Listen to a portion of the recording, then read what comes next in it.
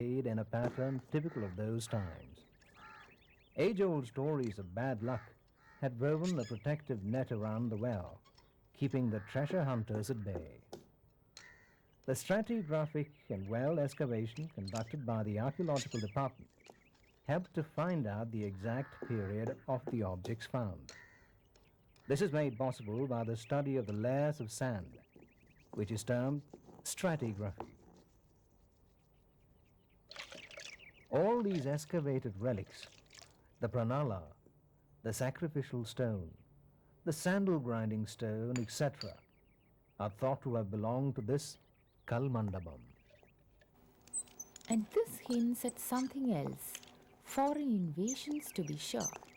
Devotees eager to preserve their deity would have thought the well a perfect hiding place.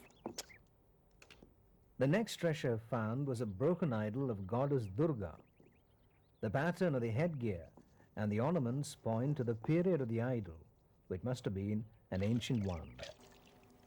To digress a little, Goddess Durga was the war goddess of the Chera kings.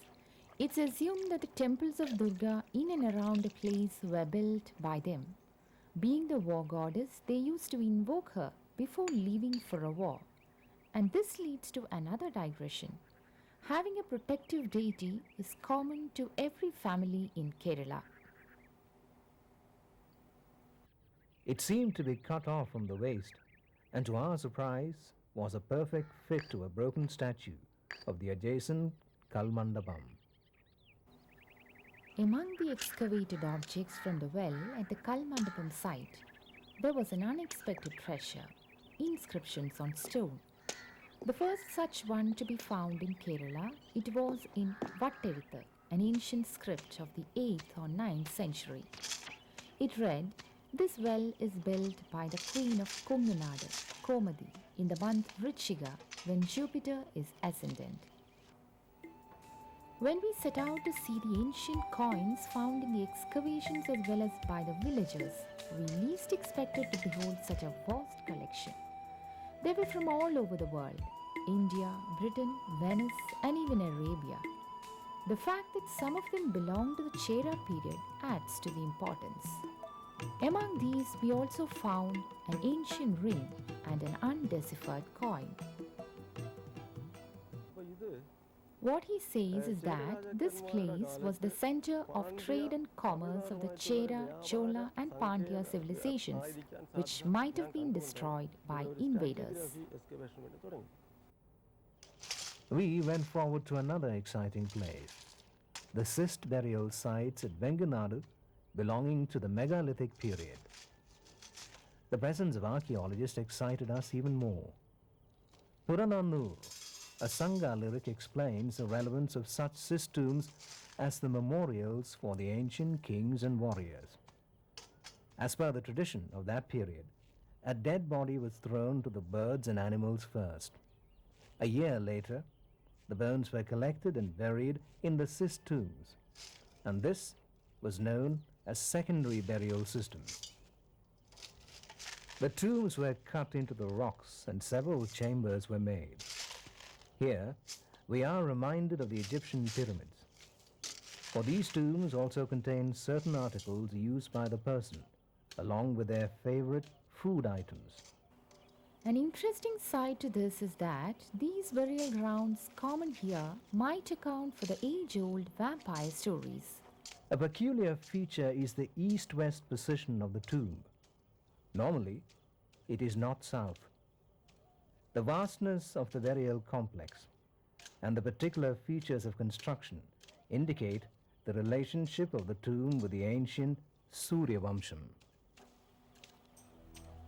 Human bones were excavated first. When subjected to radiocarbon dating, they were found to be 2,950 to 3,000 years old.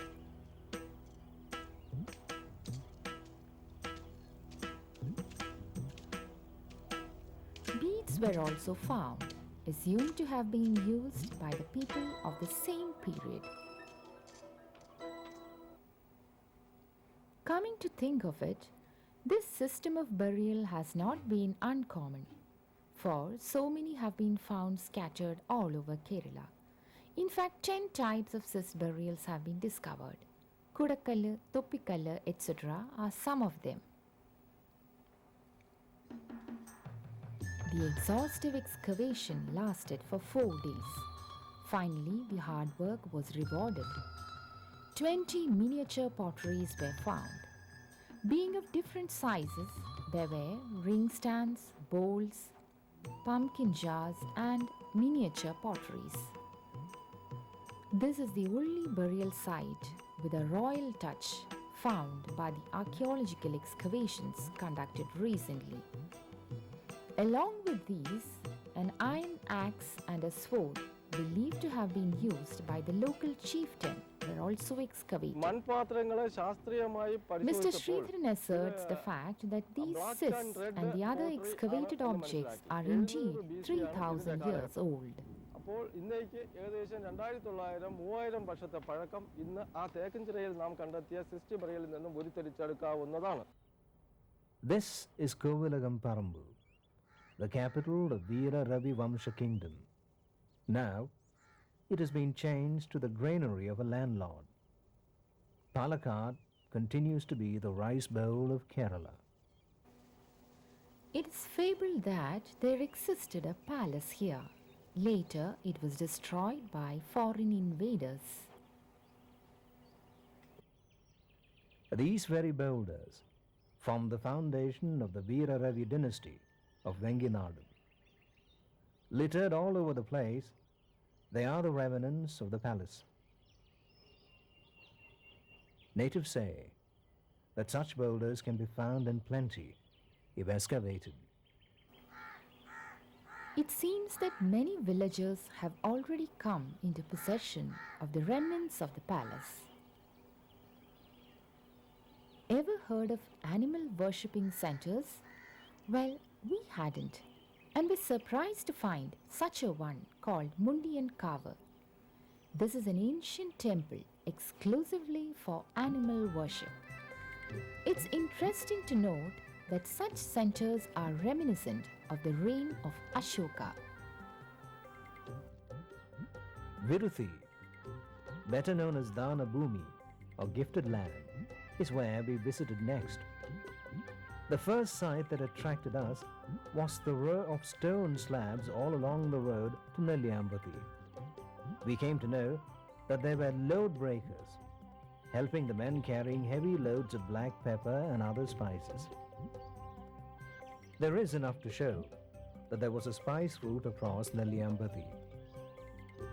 Spice collected from Nelliyambati forest were brought to Venkinad and then sent to Arabia and Greece.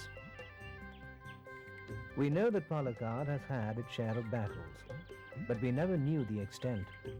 The number of sculpted statues of warriors killed during the battles gave us a glimpse.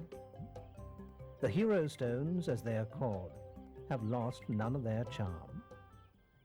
Another relic from the Jain religious rites, the footstone, surprised us again. How many cultures have intermingled here? The beautiful lotus pond Manikundam dates back to the BCs. The beauty of such ponds have found a place even in the ancient scripts of Sangamira.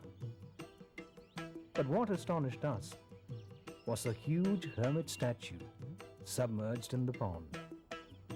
Centuries older than the broken idol of Durga, the statue is famed to be that of a king-turned-hermit who chose a watery grave. The submerged statue is symbolic of his samadhi. The large number of idols in and around surprised us. Among them were serpent figures and a Ganapati idol too. Something else attracted our attention. That was the carved figures of fish and crocodile lining the walls of the Shiva temple.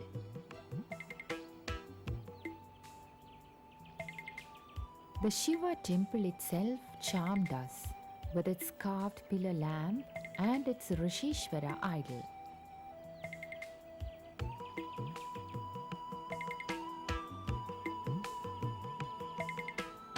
There was another surprise waiting for us. That was the Chatipara, a huge rock which had huge hollows in it. The hollows were the remnants of the stone-pillared Kalmandapam, of which nothing else is left now. Ancient scripts point out that the hermit statue belonged to this Kalmandapam